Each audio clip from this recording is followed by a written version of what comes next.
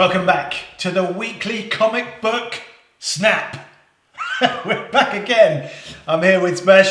It's issue 76, I believe, of the snap now, so we're really clocking those up.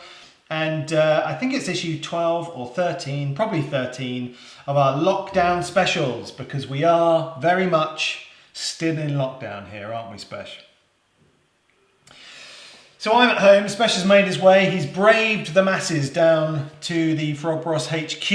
He's there as always in front of the glorious wall of comics, and a wonderful wall of comics it is. Look at all those books, just tantalising. Oh, if only we could go down and thumb through a few copies. Oh, missing those glorious, glorious days. Hopefully just over 2 weeks away, huh? Good man, there we go. Just over 2 weeks. We can last that long, right? We can hold out. Fingers crossed! Okay, so we're continuing our look at wonderful classic books. And Special has picked out some wonderful books of late. And let's see, where are we going now, Special? What are we having a look at? Well, we're going to have a look at a Superman book. Ooh.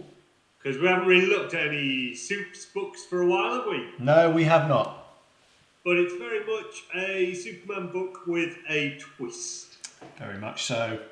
So the twist is, what if all or young Supes' spacecraft had crashed 12 hours later? Yes.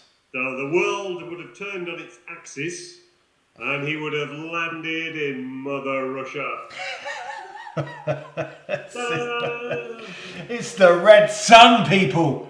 It is the Red Sun. It's Comrade Superman. That's right, Comrade. Yeah. So, the premise of this bad boy is, just as I said, the world has turned. He landed in Russia, pure Cold War Russia. Yep.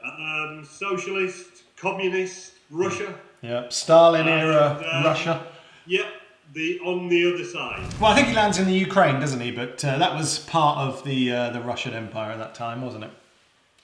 Not that I'm splitting hairs or being pedantic, but just thought I'd point that out. I think that's a minefield of a conversation to get in now, as it will. Yeah, maybe.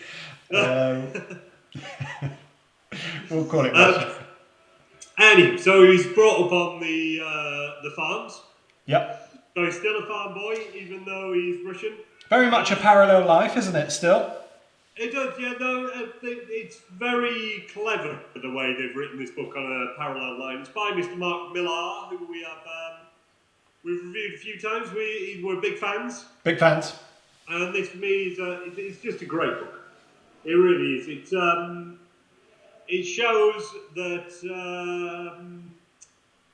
the big Boy Scout has an inherent goodness. Yeah. But that can be manifested in some terribly horrific ways. That's really cool. Man, I thought this book was great. I have to say, I've never read it before. And I was, like I said to you before, I just really loved how, like, Mark Millar has kind of weaved in the whole Superman kind of mythos and his character into that kind of socialist, sort of looking out for the working man kind of world, Absolutely, and I think the other great thing is how America turns to Lex. Yeah. To save the day, and Lex is still a douche. Yeah, absolutely. Yeah, and he gets the girl as well, doesn't he? Yeah. Well, what I thought was great as well is just how he's weaving in kind of, and a bit like he did with the the Old Man Logan, kind of how he's weaving in some of the characters from the DC kind of world, but weaving them in sort of interesting and slightly different ways, and people are turning up. Obviously, this is a different kind of premise, so you're seeing characters that have lived different lives. And how those lives kind of come out. So you visit kind of Martha Kent, you visit Lois, and you're seeing, Batman and Wonder Woman, all of these characters coming out, but they're coming out in different ways, and it's so well put together and weaved in together. Oh, absolutely. Even Bizarro, I love that was great. Yeah. Bizarro. Well, that's fantastic. Absolutely crazy. But yeah, and the way the Trinity kind of do play off each other as well. The whole Wonder Woman and Batman coming in, why Batman's brought in, even how they look. Yeah. Just a really well thought out and amazingly executed book. Yeah. So is this over three? Is this over 3 volumes? Was it? It was 3 books initially, right? I'm not even. Is it 3? No, I think it's 5. Oh, is it 5? Is it?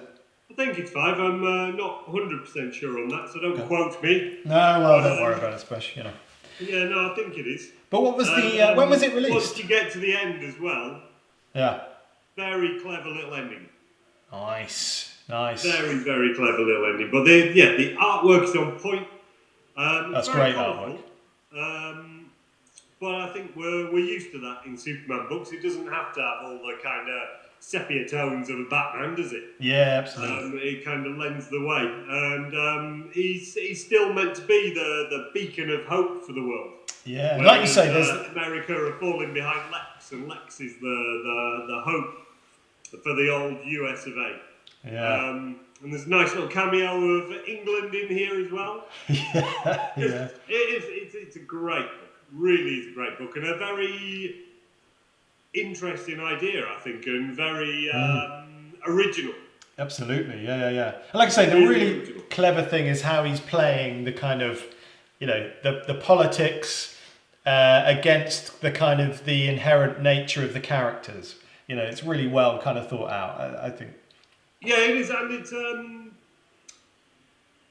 nothing's two-dimensional. Yeah. Where you could have thought, if he's the Russian, they're just terribly bad and all the rest of it. But there's good people there, just kind of, just really good storytelling.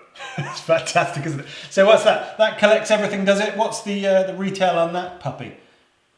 This is a mere $15.99. Oh, it's a bargain, people. Absolute bargain for some retold history. Yeah, fabulous stuff. Well, there we go. There we are. There's the Red Sun. Glad you picked that one out because that was a lot of fun. There's another issue of the Snap. Thank you for that roundup, Spesh. Well done. Good stuff. No worries. Stay safe, everyone. We'll put some links up to that one, obviously, and we'll be back soon. But until then, ladies and gentlemen, do look after each other. Do stay safe and sensible, and spread some love out there. Take care of each other, folks.